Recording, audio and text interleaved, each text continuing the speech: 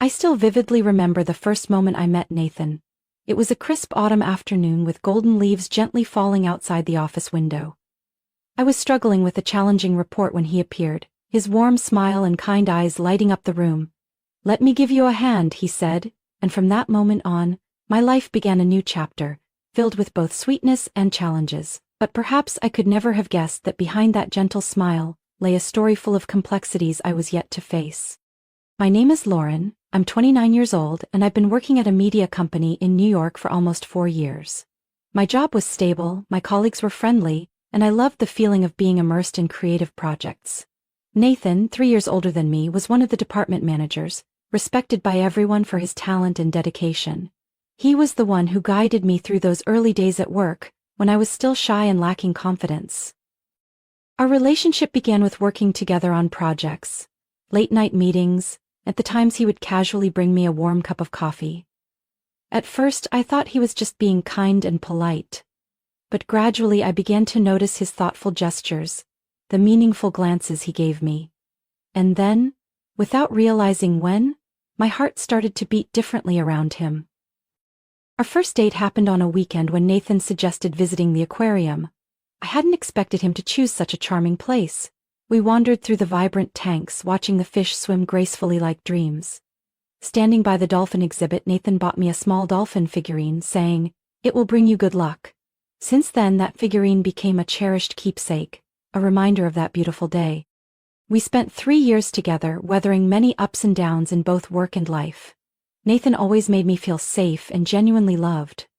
He was clear about his future plans, often talking about a small house in the suburbs where we would plant flowers and raise a little dog. Every time he mentioned it, his eyes would glow with warmth and hope, making me fall even deeper in love with him.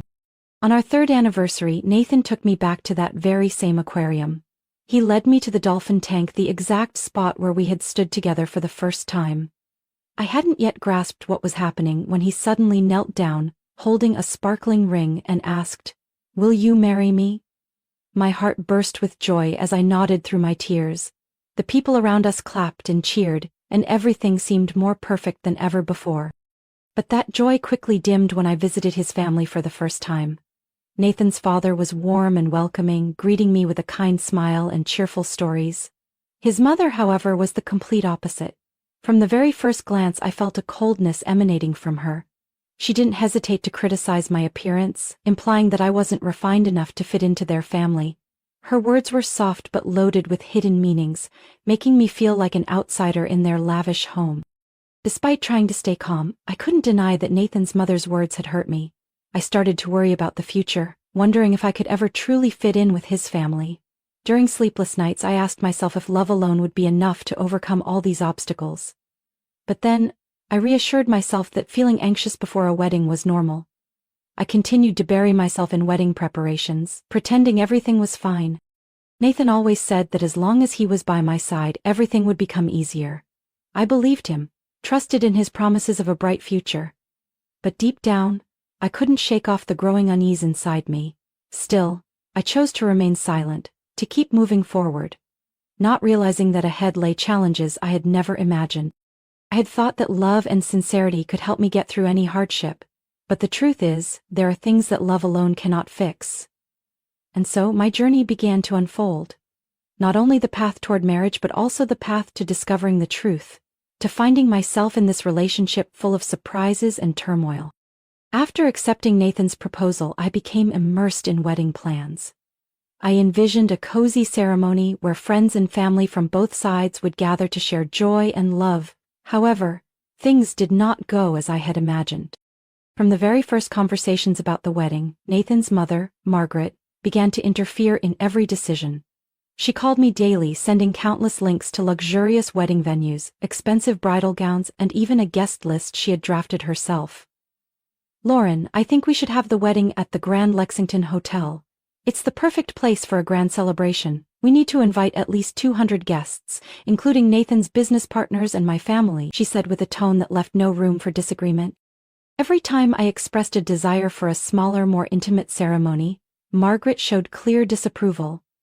"Don't be so naive, Lauren. A wedding is not just about the two of you, it's about the reputation of our family," she emphasized. Instead of supporting me, Nathan remained silent, or changed the subject whenever I tried to discuss these growing tensions. He always told me to compromise with his mother because she only wants the best for us. The tension escalated when Margaret started contacting wedding vendors directly. She placed deposits for a classical music band, hired a decoration team with all extravagant materials, and even chose the catering menu without consulting me. By the time I found out, everything was nearly finalized. I tried to talk to Nathan, but he just shrugged and told me not to make a big deal out of it. One evening, while I was rebalancing our budget, I realized that the expenses had far exceeded our financial capacity. Nathan's family had initially promised to help with the costs, but recently Margaret hinted that young couples need to learn independence. I understood then that all the extra expenses from her lavish choices would ultimately fall on me. But that was nothing compared to what happened next. One day, while Nathan and I were getting ready to register our marriage, Margaret called and asked to meet me privately. She didn't beat around the bush, bluntly stating that she expected me to quit my job after getting married. A good wife should stay at home, take care of the family, and support her husband's career. Nathan needs peace of mind to focus on his work, she said, her tone more like a command than a suggestion. I couldn't believe my ears, but I remained polite, replying that I loved my current job and had no intention of quitting. Margaret frowned, her displeasure evident in her cold gaze. The peak of everything came just a few weeks before the wedding. I discovered that Nathan had canceled the lease on the new apartment we had chosen. Instead, he announced that we would be living with his mother after the wedding. "It'll save us money. Mom is also thrilled to have more company," he said, as if it were just a minor change.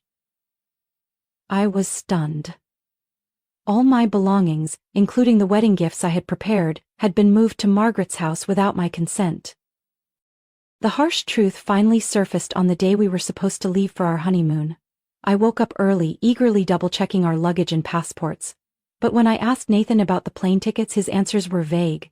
Suddenly, Margaret appeared in our room with a large suitcase. "Nathan, are you ready?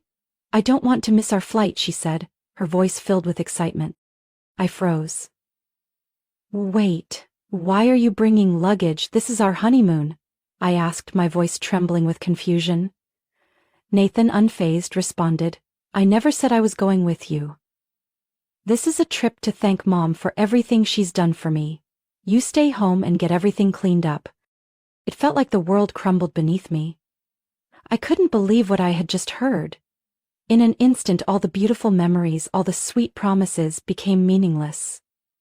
I stood there, hollow and numb, watching Nathan and Margaret cheerfully roll their suitcases out the door, leaving me in an empty house with a pain too deep for words. After they left, I started packing my things, planning to return to my parents' house. While cleaning the living room, I stumbled upon a thick stack of documents under the sofa. Curious, I opened it, only to be shocked by what I read. It was clear evidence showing that Nathan had been embezzling money from his company, and Margaret had been part of the scheme. Everything, from shady financial transactions to lists of luxurious items they had bought with company funds, was meticulously documented. I sank to the floor, feeling utterly drained. But then anger surged through me, giving me the strength to get back on my feet. I knew what I had to do. I organized all the documents, took photos, and carefully stored all the evidence. I didn't just want to end this marriage. I wanted to confront Nathan and his mother directly. For the first time in my life, I felt the need to be stronger than ever before. The next morning, I went straight to the company, met with the HR director, and laid out the entire story. Seeing the shock in their eyes, I knew I had done the right thing. This wasn't just about fighting for myself, but also about protecting the company from those who would take advantage of it. I walked out of the office, stepped onto the bustling street, and felt a wave of relief wash over me. For the first time in weeks, I felt like I had finally found myself again. Although I didn't know what the future held, I promised myself that I would never let anyone take advantage of me or walk all over me again. Above all, I vowed never to lose the respect and love I had for myself. I walked out of the office with a stack of documents in my hands, my mind torn between determination and an overwhelming emptiness. As I watched the rush of people on the bustling streets of New York, I wondered what I had lost along the journey of loving and trusting Nathan. But perhaps the saddest part wasn't his betrayal. It was the fact that I had allowed myself to become so weak that I missed all the red flags along the way. As soon as I got home, I called my Uncle Mike, my mom's older brother. He was the chief financial officer at the company where I worked, but very few people knew we were related. From my first day at the company, I had promised myself I would prove my capabilities on my own, without relying on anyone. Uncle Mike had respected my wishes, so we always maintained a professional distance at work. Hearing my voice, Uncle Mike immediately sensed something was wrong. "Lauren, are you okay? Did something happen?" he asked, his voice filled with concern. I didn't hold back, recounting everything from the manipulated wedding plans to the honeymoon that Nathan and his mother had taken without me.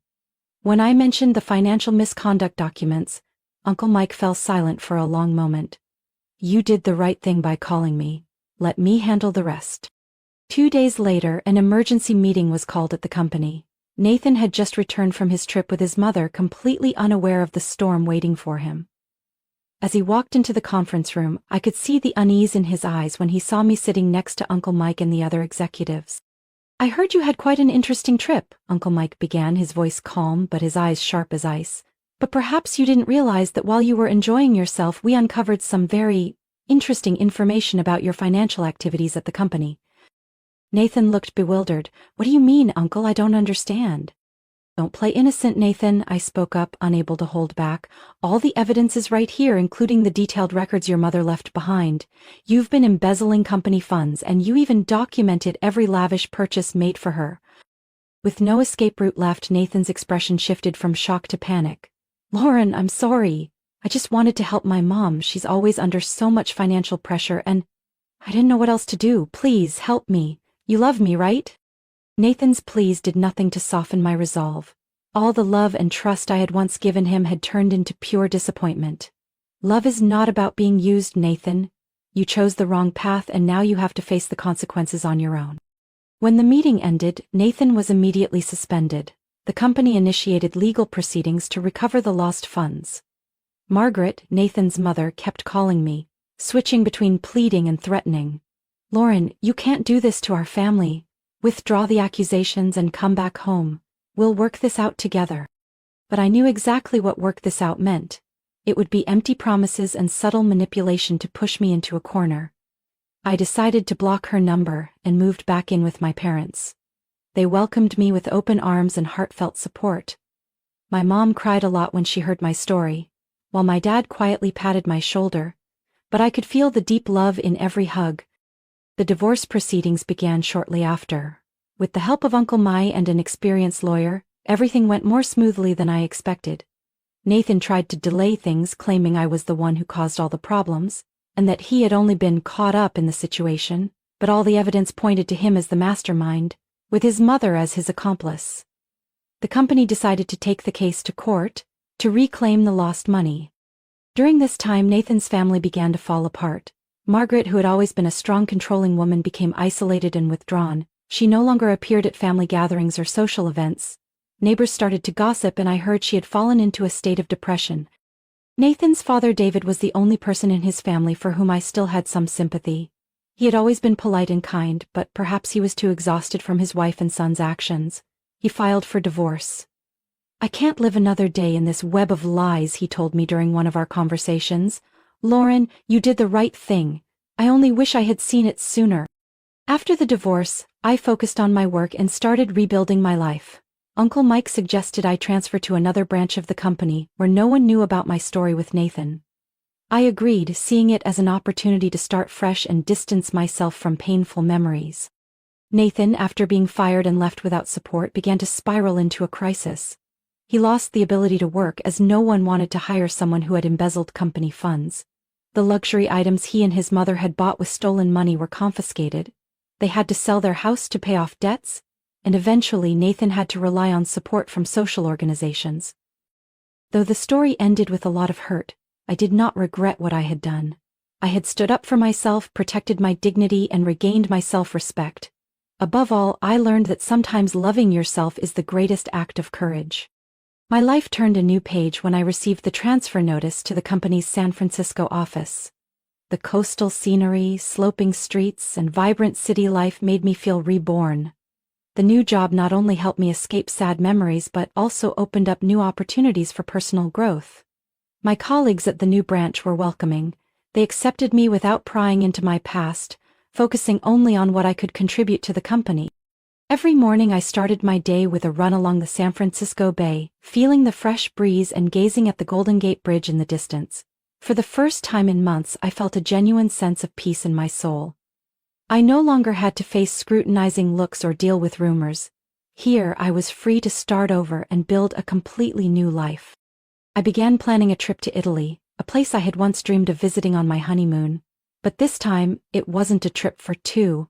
It was a journey of freedom, where I could explore ancient cities on my own, enjoy delicious cuisine, and create new memories for myself. I meticulously researched and made a list of destinations, from the grandeur of Rome to the romantic charm of Venice and the artistic richness of Florence.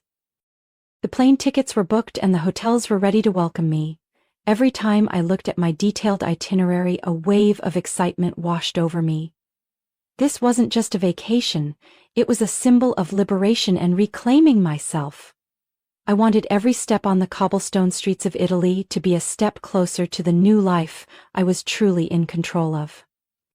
One late afternoon, as the sunset bathed San Francisco in golden light, I sat by the window of my small apartment, sipping warm tea and smiling.